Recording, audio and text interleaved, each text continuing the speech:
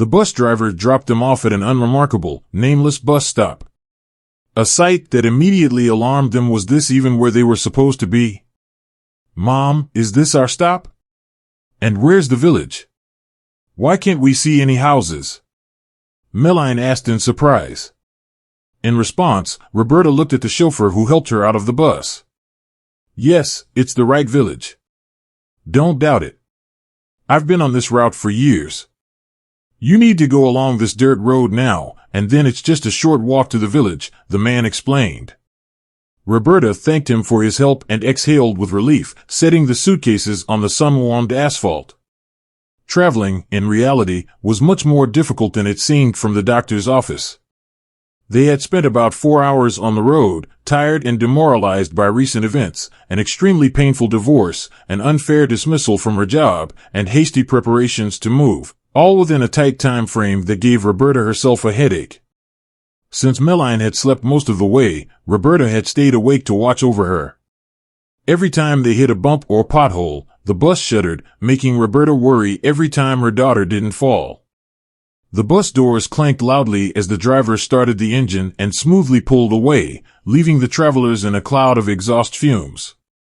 Well, my dear, shall we go? Roberta suggested, glancing at the departing bus. Yes, Mom, of course. We'll go before it gets dark. I'm afraid of wolves, the little girl said, looking around wearily. Meline had finished second grade just a couple of months ago, yet she reasoned like an adult. Roberta smiled and replied in her usual joking manner, Don't worry, sunshine. There might be wolves here, but we're far from the forest. Don't think about it. Everything will be fine, I promise. Joyful sparkles appeared in the girl's eyes. Really? Well, let's go quickly then. Do you know if our house will be big or not so big? Roberta shrugged uncertainly. Oh, I wish I knew. I inherited it by chance, a kind patient's gift. Taking the suitcases in both hands, she walked down the dirt road the chauffeur had indicated.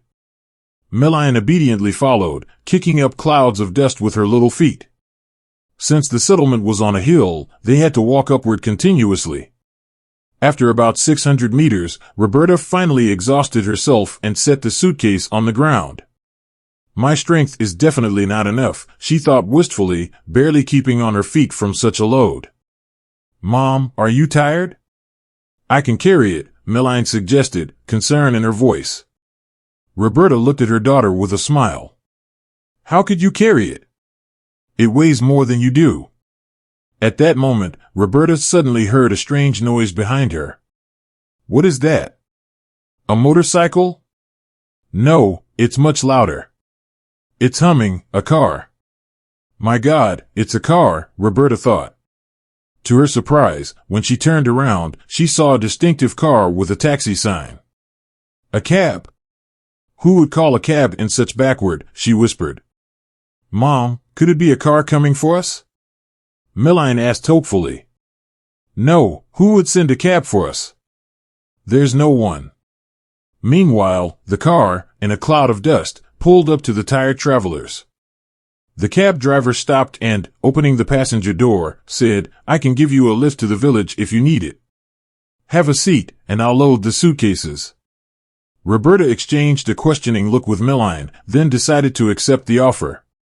Taking the front seat, she put her daughter in the back and closed the door. In no time, the tall cab driver had stowed their suitcases in the trunk. Let's go, shall we? I'm Jason, the driver introduced himself and started the engine.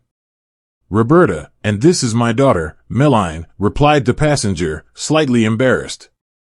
The cab driver nodded, and his conspicuous yellow car roared to life, driving towards the village.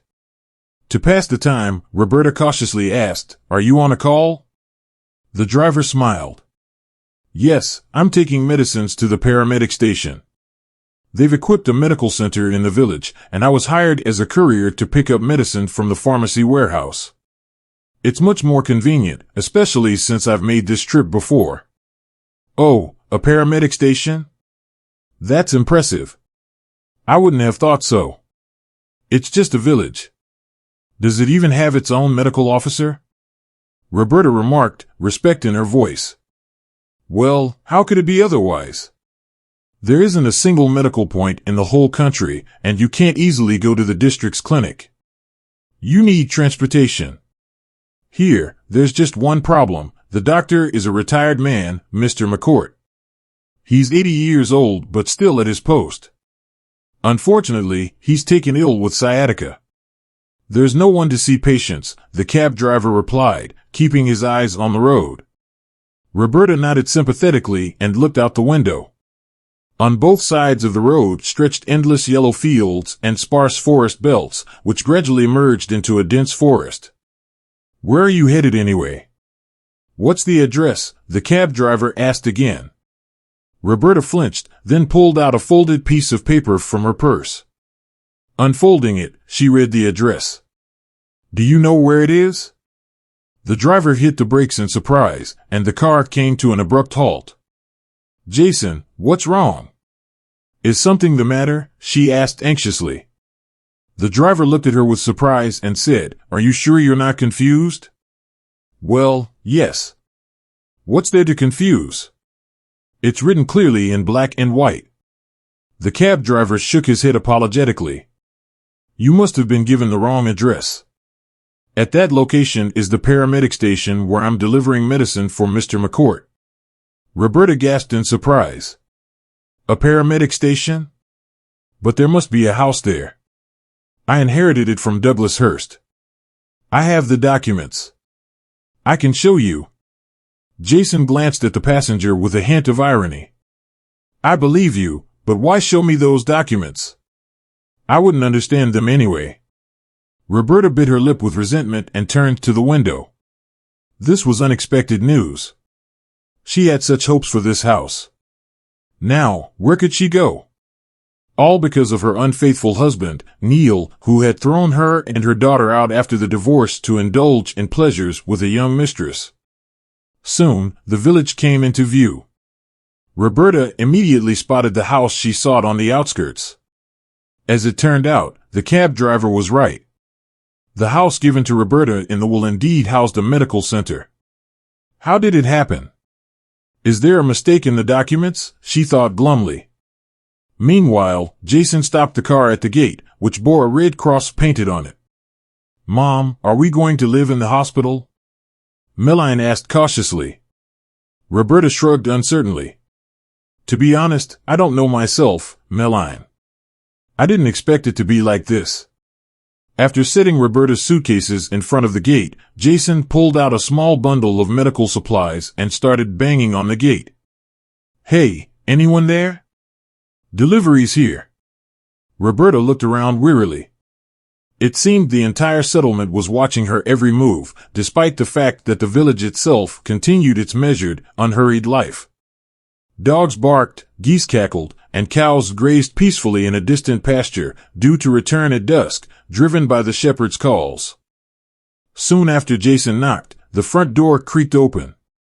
A minute later, it swung wide, revealing a disgruntled woman of about 30, dressed in a characteristic white medical coat. She eyed the guests hostilely and asked the cab driver, Hello, Jason. Who are these people? Your acquaintances? The driver coughed embarrassedly. No, Brooke, I was passing by and saw Roberta and Meline walking along the road. I couldn't just leave them. Brooke wrinkled her nose as if in pain. What do they want here, and where's the promised medicine? The driver opened his mouth to answer, but Roberta beat him to it. I've come to my house. Well, not exactly mine, but that doesn't change the point. Not exactly yours? Are you sure you're not confused? Brooke questioned. No, it's all correct. I have the documents right here, notarized and certified, Roberta replied, a bit flustered by her own frankness. Documents, you say? Well, come in then. You'll need to show these papers to the chairman and Mr. McCourt, Brooke answered more calmly now. One could easily guess she was a junior medical worker, like a nurse or an orderly. Well, now that you've sorted it out, I'll be on my way, Jason said. Here's the medicine. Everything's according to the inventory, and the package seal is intact. He headed for his car as evening was approaching, and he still had to return the taxi to the parking lot. "Bye, Jason. Come again, please." "Keep in mind," Brooke called out, watching him leave with a fond look. Oh, Shakespearean passions are at play here. That's why she snapped at me like an angry cat. She must be jealous, Roberta thought, barely suppressing a smile. Only after the cab rounded the corner did Brooke decide to let the guests into the house, though she refused to help Roberta with the suitcases. Roberta smiled but didn't reproach Brooke. Why strain relationships on their first day? Who knew how life could unfold? They might end up working side by side. "Actually, this house is divided in two," Brooke explained as she let them in. "One half is Mr. McCourt's medical center, the other is living quarters. It was neglected for a long time, then the local chairman renovated it for the doctor to live in after his house burned down. His son and daughter-in-law live in the other side of the country, so he didn't want to impose. Most likely, your will specifies this residential half of the house. It's quite cozy, even better than I expected," Roberta remarked cautiously. "You bet it is. They've done quite a renovation at the chairman's expense for Mr. McCourt," Brooke retorted bluntly. Roberta bit her lip, stung by the remark. They certainly weren't rushing to welcome her with open arms, but that was fine. The main thing was that she had finally rid herself of those cumbersome suitcases and could set them down in the hallway. "Brooke, dear, who's there? Has Jason brought the medicine?" A man's voice, trembling with weakness, called out. "Yes and no, Mr. McCourt. It's quite different. Jason's already left, and here are the heirs," Brooke replied, her tone dripping with disdain for the newcomers. Roberta's indignation left her breathless. How dare this nurse speak to her in such a tone? Didn't she and her daughter deserve some basic respect? There's serious business. "Let them through, and Brooke, if it's not too much trouble, please make some tea for me and the guests," the man replied in the same weak voice. Brooke threw an angry glance in Roberta's direction, as if it were her fault that Mr. McCourt was ill and couldn't attend to his guests himself. "All right, I'll do it now," Brooke replied through gritted teeth. Roberta smiled and entered Mr. McCourt's room. He was a man in his 80s with a wrinkled face and kind gray eyes. "Hello, dear guests. Come in. Tell me, what brings you here?" The elderly man broke the prolonged silence. Roberta hesitated, then took out a folder from her purse containing the will of the late Mr. Hurst. "Here are the documents. Take it," she said. "I'm sorry to be so abrupt, but if not for the circumstances, I would never have come here unannounced." Mr. McCourt smiled but didn't examine the will, taking Roberta at her word. At 82, he had learned to understand people and immediately realized she was telling the truth. Besides, what reason would this nice woman with a little girl and 2 suitcases have to lie? "Don't worry. I won't turn you away." "Please, sit down," said Mr. McCourt. "In fact, it's all my fault things happened this way. This house had been empty for at least 10 years, so I decided to use it for my needs. This half of the house used to belong to Douglas Hurst, my childhood friend. But then he moved to the city and hasn't been here for a decade, so I decided, so to speak, to take over the house myself. If Douglas came back, I'd return it without a word. What about the repairs? You've invested so much money and effort here, haven't you?" Roberta asked skeptically. Mr. McCourt waved his hand. "Come now, what's money? Today you have it, tomorrow you don't. Is that what happiness is about? The important thing is that we've set up a medical center here. People come to us from all the surrounding areas, and sometimes even from the city. It's just a pity that my health is failing. I'd like a colleague or 2 to take over to help in emergencies. I can barely manage on my own. Brooke is a nurse, and there's a lot of work to do." At that moment, Roberta's eyes lit up. "I'm a general practitioner. Maybe I can be of use. Until a week ago, I worked in the therapy department at the city hospital." Mr. McCourt raised an eyebrow in surprise. "The therapy department, you say? What luck?" We desperately need such specialists. Would you consider working for us here? I mean, I can't promise a significant salary, as our operation is mostly voluntary, you know. But I'll talk to the chairman. He is an understanding man. I think he can arrange a decent salary for you. Roberta shook her head. What do you mean? Are you working independently of the local government? Mr. McCourt smiled. Indeed we are. We work in challenging conditions, providing assistance to the population due to the lack of necessary specialists. Not everyone can afford a trip to the city. Buses don't run often, so we help here and refer to city specialists when needed. Like my mom, Meline interjected a bit awkwardly. Yes, like your mom, Mr. McCourt replied, addressing her seriously. Roberta looked at the elderly doctor with a smile, struck by a thought. He truly is a good man. While others his age tend to focus on themselves, he's taken the initiative to organize a paramedic station in a village deprived of medical care. Seeing the amazement in Roberta's eyes, Mr. McCourt said, My dear, make yourself at home. I have 2 free rooms here. I'll live in one until I can find something better, and you and your daughter can have the other or both. I won't mind. At my age, I've learned not to chase luxuries. I've grown accustomed to living simply, in Spartan conditions, so to speak. Tears glistened in Roberta's eyes. She had longed for such words of support, especially from men, after enduring many hardships in her life. Mom, when are we going to eat? I'm hungry, Meline piped up, breaking the poignant silence. Roberta shrugged absent-mindedly, then remembered she had packed sandwiches and tea in a thermos for the journey. The eventful trip, however, had left no time for lunch. How about we all have dinner together? Roberta suggested to the elderly doctor. Mr. McCourt immediately waved his hands in protest. No, thank you. I've had enough tea. I have no appetite at all, especially with this illness gripping me like a vice. When I was young, I used to go diving, exploring riverbeds, you know. Back then, we called it something else. Foolishly, I spent too much time in the water and developed sciatica. Now I only see underwater depths on the TV screen, he said with a wistful smile. But perhaps there are new treatments available. Medicine has come a long way. What about ointments or injections? Roberta inquired gently. No, my dear. I don't want any medicine anymore. I treat myself more and more with herbs, and I help people because I know that's the most I can do for them, Mr. McCourt said, shaking his head.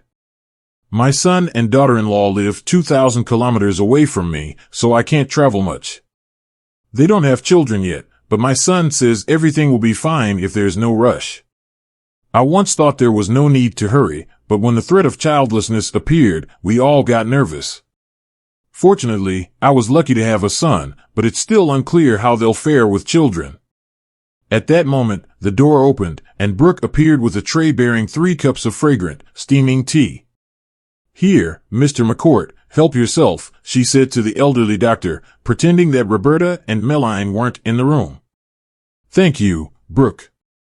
God grant you health and a good fiancé. You should go out. You must be tired of living alone. It's hard, especially in a house where you can't handle chores without a man, Mr. McCourt said sympathetically. Brooke visibly blushed at these words and gave the guests a worried look. Roberta immediately realized that the nurse didn't want her to know about her personal life. However, Roberta had never been overly curious and always avoided gossip or discussing others' shortcomings. Brooke, why didn't you make tea for yourself? Mr. McCourt asked, concerned. Oh, no, I don't feel like it. I just had a cup. I'll probably go home. Don't think there'll be any more patients today, Brooke answered with forced calmness.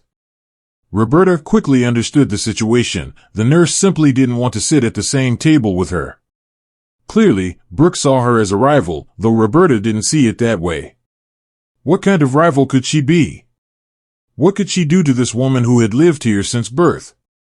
If Roberta's life had been normal, would she have moved to this wilderness with a young daughter? Unlikely. After all, Just a couple of weeks ago, she at least had her favorite job. Now, she had nothing but half of this small, whole house in the middle of nowhere. Sipping the fragrant, tart tea, Roberta didn't notice how she slipped into sad memories of her past. A whirlpool of events and images swirled around her like a magical kaleidoscope, events appearing in a random order. She had met her future husband, Neil Meeks, at a medical institution where he was already a successful doctor, and she had just graduated from university and completed her internship. By then, rumors circulated about Neil being a womanizer who didn't miss a single skirt. Naturally, Roberta didn't believe a word from her future colleagues, who warned that Neil would definitely try to get her into bed. And, of course, this didn't happen immediately, as Roberta, raised on romantic ideals, never rushed things, wanting to thoroughly understand a man's character before letting him into her personal life. Realizing he couldn't get the melancholic beauty so easily, Neil changed tactics and began courting her with the extravagance of someone who could afford it. His parents held high positions in the Ministry of Health and promoted their son relentlessly, eventually securing his appointment as head of the department.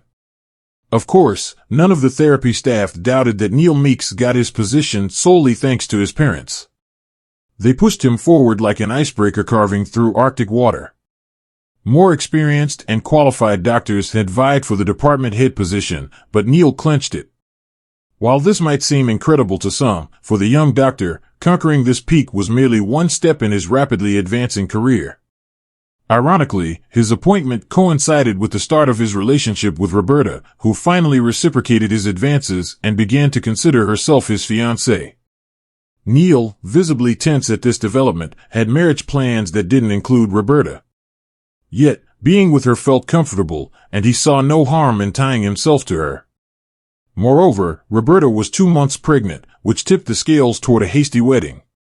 Truthfully, Neil had always dreamed of living as a bachelor until 40, childless, and free from family obligations. In his fantasies, he saw himself as a dashing knight conquering women's hearts with enviable regularity. But the news of Roberta's pregnancy changed his life dramatically. Roberta, meanwhile, struggled terribly during her pregnancy.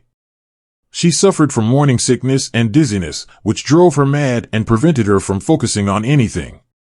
Neil offered no support, as expected. When Roberta woke at night with stomach discomfort, her husband would simply roll over or even leave for another room, turning on the TV at full volume. The situation worsened when Roberta discovered she was carrying twins, which her negligent husband had seen on the ultrasound monitor. Neil then seemed to go off the rails.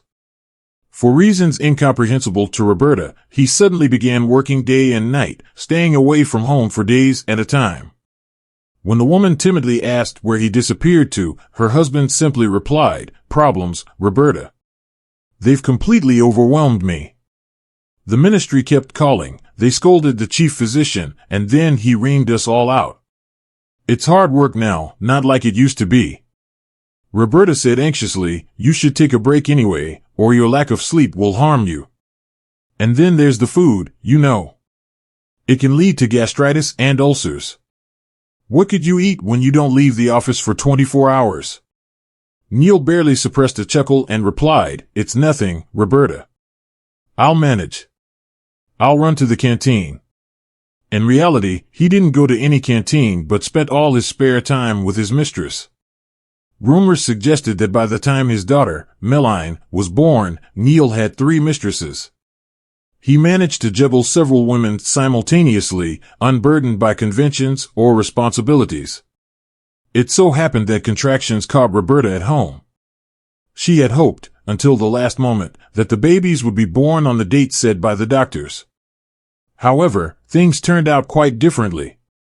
Unfortunately, Neil was not at home, and Roberta had to call an ambulance, which arrived half an hour late due to a heavy snowstorm and ice. Meanwhile, her husband was enjoying himself at a roadside hotel with his mistress, oblivious to his wife's tough time. To avoid disturbances, he had turned off his phone and learned about his daughter's birth only 2 days later. But the most shocking part was yet to come.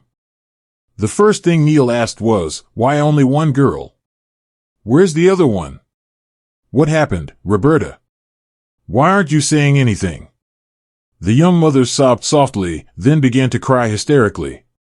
As it happened, the doctors were unable to save both babies, and Roberta's joy at the birth of one daughter was overshadowed by her grief at the loss of the second. The C-section was performed on time, and the surgeon on duty did everything correctly. While this elementary operation seemed harmless, each case is unique, and there's always a risk of complications. Roberta didn't blame her colleagues in the medical field or anyone else. As a therapist herself, she understood that life sometimes puts people in difficult situations. Roberta sobbed, crying all day long, hugging her pillow, until an elderly midwife approached her and took her hand. "Oh, sweetheart, I understand. It hurts. I know it hurts a lot, but you must endure. You have to live for your second daughter, otherwise, while you're here, they'll put her on artificial nutrition. You know there's nothing more valuable for a baby than mother's milk." Roberta sobbed and pressed her cheek against the shoulder of this wise woman. For some inexplicable reason, after Madeline's birth, Neil grew freezing towards his wife and began to blame her for the second daughter's death. "It's all your fault. If you had gone to the hospital in time, everything would have been fine. What were you waiting for? You should have spent the last 2 weeks at the hospital, but you were drawn to your home." Roberta turned pale, her face changing. "What's that got to do with it?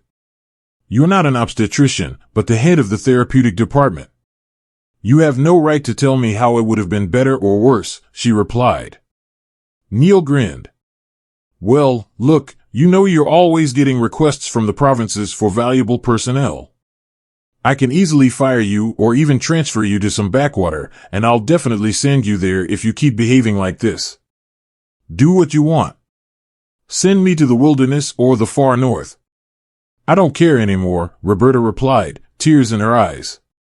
Neil kept disappearing for 24 hours at a time, turning his life into an endless series of affairs and drinking binges. Now, he didn't even hide that he spent his time away from his desk, boasting about his company of long-legged beauties or new clever nurses. 8 years passed imperceptibly, though they seemed an eternity to Roberta. Day after day, it was the same work, home, work. Probably like all mothers, during this time, Roberta managed to enroll Meline in kindergarten after her maternity leave ended and then in school. She did all this by herself, with practically no support from her husband. Roberta's in-laws also disliked Meline and rarely agreed to have their granddaughter visit. At one point, Roberta even thought they considered her granddaughter a stranger or born of another man. But what other man could there have been when she worked side by side with Neil in the same department? It's hard to say how long their life together would have continued if Roberta hadn't met an elderly patient who had been in the clinic for 3 weeks. To her dismay, Mr. Hurst didn't hide the fact that he would likely never leave the medical institution and therefore treated everything with philosophical calmness and restraint. Roberta got along with him from the first days of their acquaintance. The wise man had lived a hard life and loved to tell stories about his childhood in the remote village. According to him, he still had a house there. Given the seriousness of Mr. Hurst's illness, Roberta realized that it was impossible to cure him. However, she could ease his suffering with care and competently selected drug therapy. "Thank you, Roberta. You're all I have left. I had a son, but he's gone. The poor soul. He went to prison as a boy and has been behind bars ever since. He'd get out, walk free for a year, and then go back in. Recently, I received news that he died in a prison riot. I don't know what happened, but they sent me a coffin with a letter and just 2 words. They wouldn't even let me open the lid. Of course, I cried and mourned, then organized the funeral. As soon as that was done, I came straight here. Then you ran the tests and quickly discovered I was ill. I used to be patient and brave, trying to cure, but now I've realized it was all pointless. Come on, Mr. Hurst, you still have a long way to go. I'll prescribe you a new medication, and you'll feel much better. Rest assured, I've dealt with more severe cases than yours," Roberta hastened to reassure him. But it was impossible to deceive a man wise beyond his years.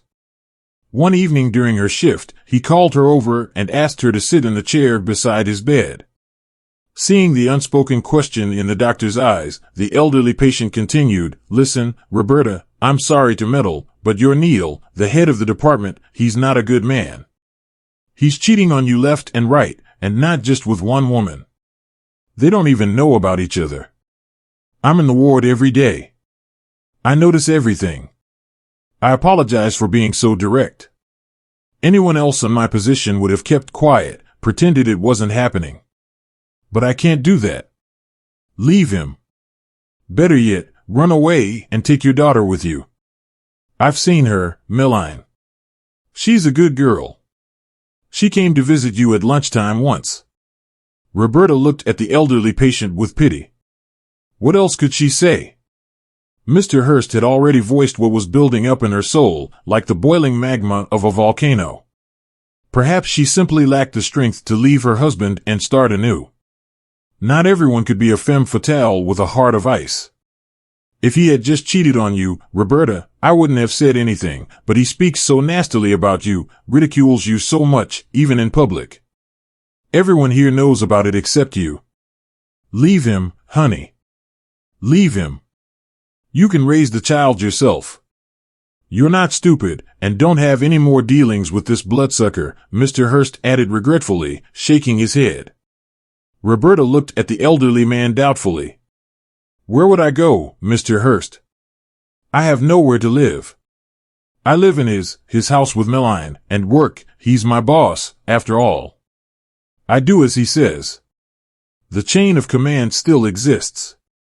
Mr. Hurst pondered for a moment, then said, Listen, Roberta, here's the deal. I have a house in the village. I haven't been there for 10 years, but they say it's still standing. It'll last for decades. I want to bequeath it to you, so you and your daughter can start a new life. You've treated me like a human being with all your heart. I want to repay kindness with kindness, as my parents taught me in childhood. After these words, Roberta protested, waving her hands. No, Mr. Hurst, don't do this. How can it be? This is your home, port, so to speak. What's it got to do with me? I'm just a single mom from the city. To her sincere regret, it was impossible to change Mr. Hurst's mind. Taking her hand, he quietly added, I will give this house only to you and your daughter. No one else deserves it. Of course, you could give it to the state, but I want some memory of me to remain. And I'll wager you a house too. It's a bit far, though, about 3 or 4 hours away, but I think you'll manage. Roberta shook her head doubtfully. Well, I don't know, Mr. Hurst, whether I'll manage or not. I'll try, of course, but we'll see. I need to prepare myself too. Meline's in school, and even though it's vacation now, it's still a new place with new conditions. Mr. Hurst nodded in agreement, then laid his final trump card on the table. Don't delay with your resignation, dear. Your husband wants to help you. What do you mean, help? Roberta asked, confused. He wants to lay you off under some trumped-up charge. I've heard him talking to his subordinates about it, the ones he keeps as his henchmen. So keep your ear to the ground. If they terminate your employment, it'll be much worse than if you quit on your own terms. I'll sign the house over to you anyway. Don't think too long, get ready, and go. Roberta nodded, not yet knowing this would be their last conversation. To the elderly man's credit, he called a notary that same day and drew up a gift deed. The next morning, Mr. Hurst was gone. Sadly, the elderly patient's departure coincided with the threat he'd warned Roberta about. Neil, having decided to rid himself of his bothersome wife and daughter, had already raised his hand to strike. To start, he publicly accused Roberta of negligence and irresponsibility at work. His wife couldn't tolerate it and immediately protested. Where do you see my negligence, Dr. Meeks? Neil grinned smugly. Where? Well, for instance, you haven't left Mr. Hurst's room for 24 hours. Were the other patients worse than him? I don't need such useless employees. I want order, not what you've done here. So pack your things and leave. Barely containing herself, Roberta asked quietly, What things do I need to pack? Neil's smile widened. What things? Don't play dumb. The ones lying around my house. That's it. We're living apart from now on. At that moment, Roberta felt as if she'd been doused with ice water. What do you mean, apart? And Meline? We've lived together for 8 years. 8 years is an eternity. Let's not drag this out, shall we? And also, I suggest you start your career in a new place, and better, not in this city, her husband concluded, leaving her. Hated husband's office, Roberta stopped in the middle of the corridor, tears streaming down her face as she sobbed. Instantly, her world had turned upside down. Mr. Hurst was gone, and within hours, his most unpleasant warning had come true. At that moment, Roberta realized she had to take the elderly patient's words seriously. She hurriedly packed her belongings and set off for the remote village he had often mentioned. Roberta knew she would have to start her life anew, unsure whether her story would unfold on a pristine, unblemished page or resemble a second grader's messy dictation. Challenges lay ahead, especially in finding work. After all, who needs a doctor in the middle of nowhere? Meanwhile, thanks to his court connections, Neil finalized their divorce in mere days, bypassing the mandatory reflection period. Roberta, however, made a grave mistake. She refused alimony from her despised husband, a decision she would come to regret many times over. Now, sipping fragrant tea, she caught herself thinking about how difficult her first days in the settlement would be. "What's on your mind, Roberta?" Mr. McCourt asked. "You'll be my assistant, or rather, you'll be the doctor and I'll be your assistant, as I have no strength left. Thank Douglas for sending such a capable person to our village. God rest his soul." Roberta hesitated. While she was getting a place to live and work, she realized it might be uncomfortable to share half a house with a child. But then again, what good had come from living in the massive mansion Neil's parents had given them as a wedding gift? In the end, Roberta would never walk through that door again. It was time to live her own life. "Yes, Mr. McCourt, I agree," she said cautiously. "Just give me some time to adapt and learn about your paramedic station." "Of course, dear.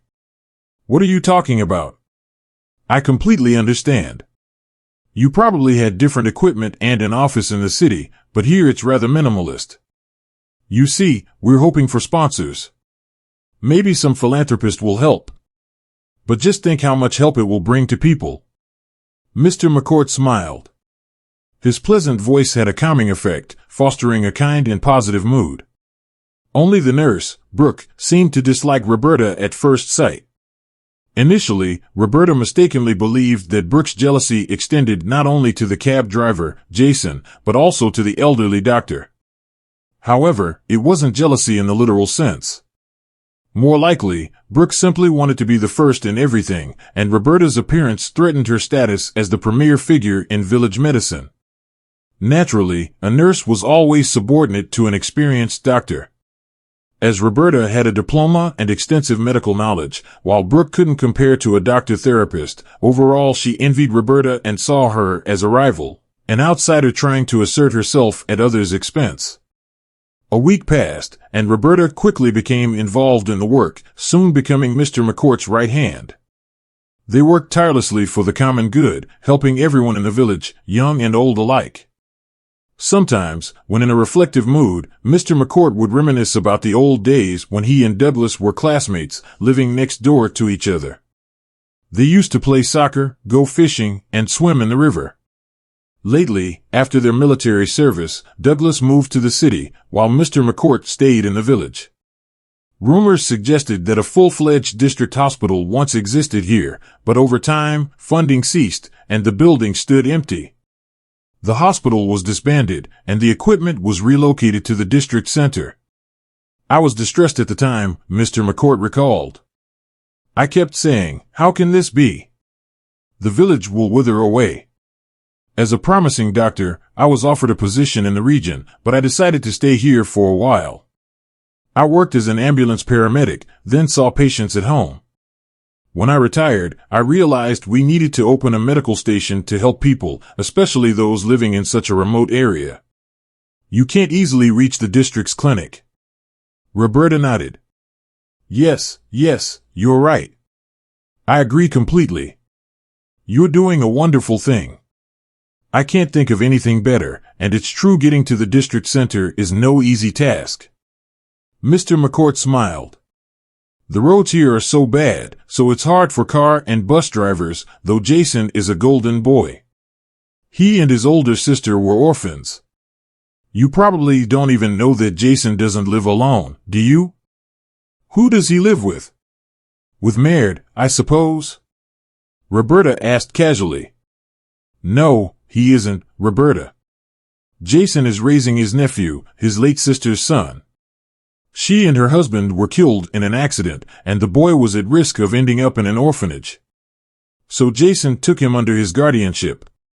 Now Tommy goes to kindergarten, and Jason drives a cab in his spare time. When their schedules don't align, he has to hire a nanny. You know, it takes a lot of money, so I try to help in any way I can. I give him work. I even got him a courier job for us, Mr. McCourt replied frankly. Roberta was shocked by the elderly doctor's story. She had always thought Jason was just an ordinary cab driver, making ends meet as best he could. But now she saw the man in a different light. In a candid and intimate conversation with Mr. McCourt, Roberta learned that a year ago, Brooke and Jason had been seriously preparing for their wedding, which was to take place in just a couple of weeks. But Brooke left him after he decided to formalize the guardianship of his nephew. In a heated moment, the woman told Jason that she found the constantly crying baby unpleasant. The man reacted calmly, avoiding any drama or scandal.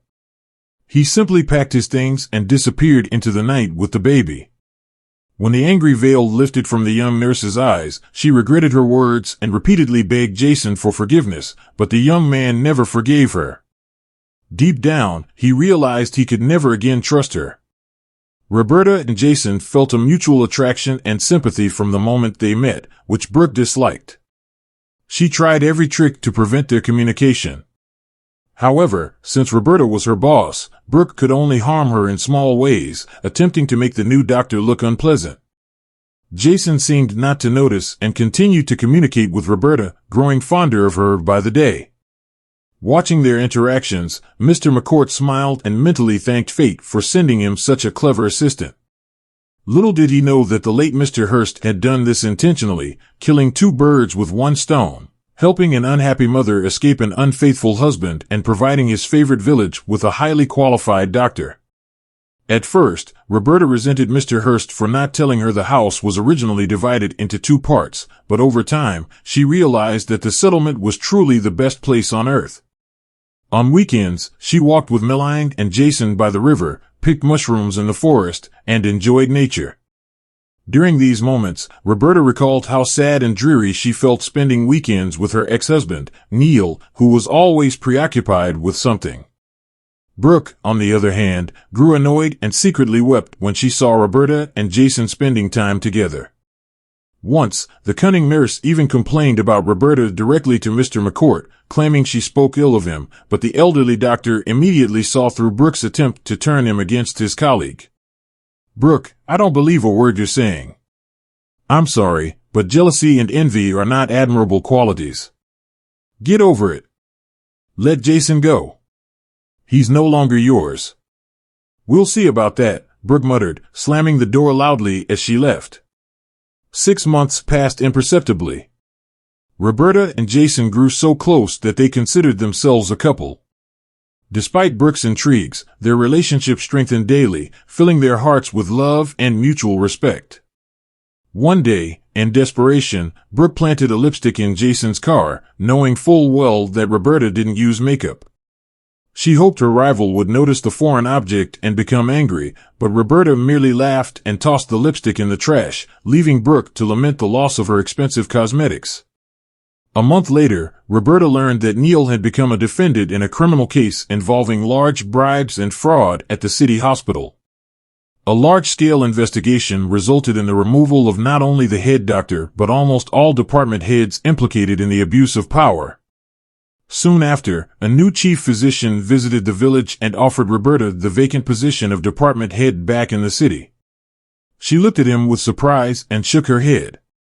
No, I'm sorry, I'm not going anywhere. I'm happy here. Mr. McCourt intervened.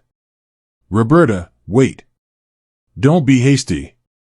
Maybe you should reconsider. It's such a great career opportunity. But Roberta smiled firmly. No, I'll stay here. At that moment, Brooke held her breath, imagining Roberta packing up and returning to the city, leaving Mr. McCourt and Jason in her care. But Roberta's decision to stay, no matter what, dashed Brooke's hopes. Roberta steadfastly refused the guest's offer. Now, the young woman had found her place in the province and didn't want to leave what she had grown to love. Suddenly, something clicked in Brooke's mind. Catching up with the head doctor on the street, she quietly asked, Dr. Marsh, would you consider taking me on as a nurse? I've been working here in the province for 4 years, and I'd like to move to the city for better living arrangements and career opportunities. Dr. Marsh raised an eyebrow in surprise, then looked to Mr. McCourt, who was standing on the porch of the medical station. Colleague, may I take Brooke with me? The elderly doctor nodded. Of course. Brooke is a worthy employee, diligent and very capable. You won't regret hiring her. From that day on, Roberta and Brooke never crossed paths again. Rumor had it that Brooke's ambition so impressed the new head doctor that within 3 months, he proposed to the beauty from the province. Ironically, around the same time, Jason and Roberta tied the knot in a small, modest ceremony at a church in a neighboring village. The celebration of this momentous event was attended by inhabitants from several nearby villages, each eager to congratulate their favorite doctor, who had treated them at least once. Looking at the newlyweds' joyful faces, Mr. McCourt smiled and silently thanked his childhood friend Douglas, who had changed their lives for the better and given them an invaluable specialist devoted to her work with heart and soul.